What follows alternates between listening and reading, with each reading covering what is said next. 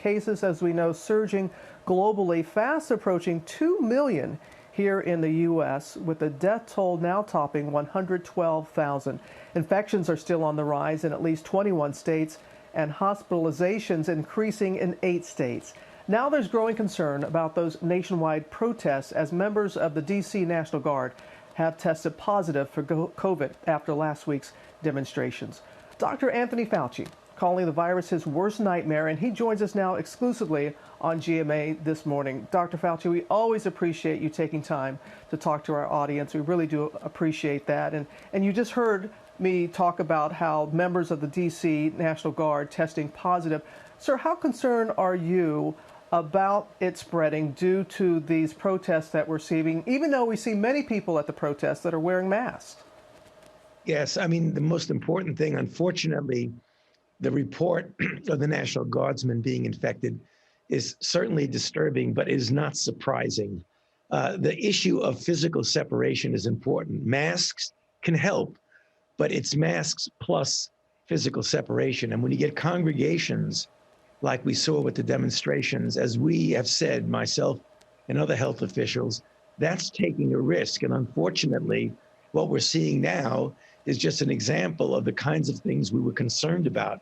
So I wouldn't be surprised that members of the congregation that were there demonstrating could also be infected. And many of them would then go back to where they were, because not everyone was demonstrating in the city where they live. They've come from the outside. So it's the kind of things that we were concerned about. And unfortunately, we're seeing it come true right now. Yes, but people, they are very passionate about what they are fighting for, and it's very evident that they feel that it's worth the possible risk. We see that states are opening, New York City opening this week as well. What are the concerns there as we are seeing, it rise a little bit like that? So what is most important for people, do you feel, for people, the public, to know this morning, Dr. Fauci? Well, what they need to know is that when you open, that doesn't mean that everything is okay and you can do whatever you want. You still have to practice a degree of caution and carefully go through the process of trying to normalize. That means you still should be wearing a mask. You still should be trying as best as possible to have that physical distancing. You still need to wash your hands as often as you possibly can and avoid congregation in large numbers. These things, even though you're trying appropriately, because we know everyone wants to approach normality and get things back to normal, including the economy, but that doesn't mean that all bets are off. And that's the reason why we say, be careful and do it prudently.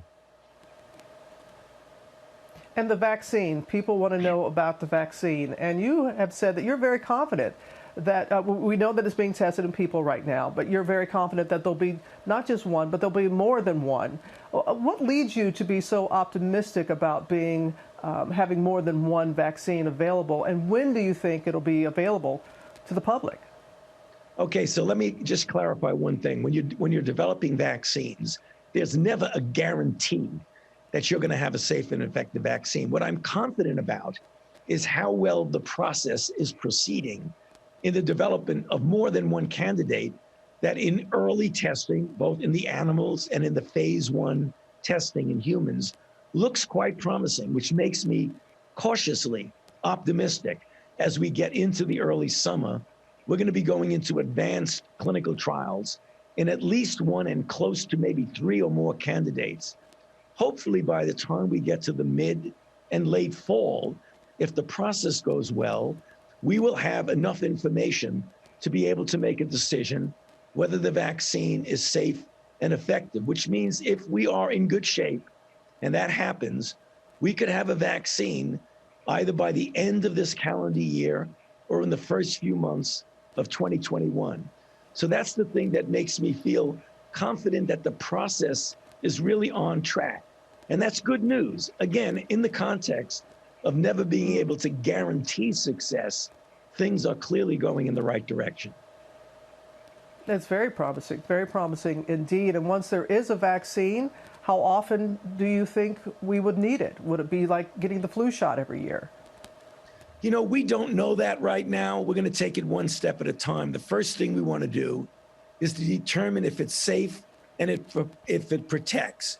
How long that protection lasts, we're going to have to obviously observe that. And that's the reason why when you make a vaccine, it isn't the end of the game.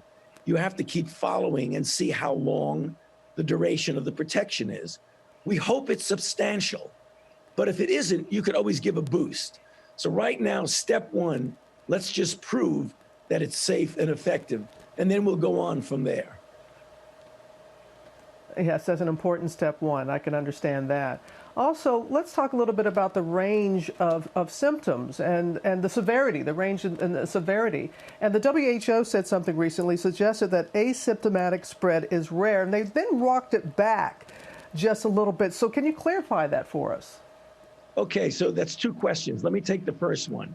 Clearly, this is a very unusual infection because, as you pointed out correctly, the range of manifestations are extraordinary.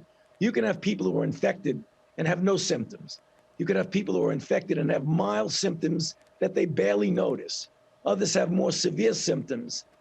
They become even more severe, requiring them to be at home for a couple of weeks. Some require hospitalization, and some require intensive care. And as we know, unfortunately, over 110,000 have already died in this country. So the range is extraordinary. To your question about asymptomatic transmission, what happened the other day is that a member of the WHO was saying that transmission from an asymptomatic person to an uninfected person was very rare. They walked that back because there's no evidence to indicate that's the case.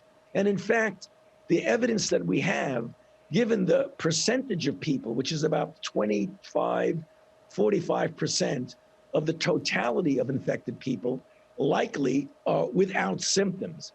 And we know from epidemiological studies that they can transmit to someone who is uninfected, even when they're without symptoms. So to make a statement to say that's a rare event was not correct. And that's the reason why the WHO walked that back.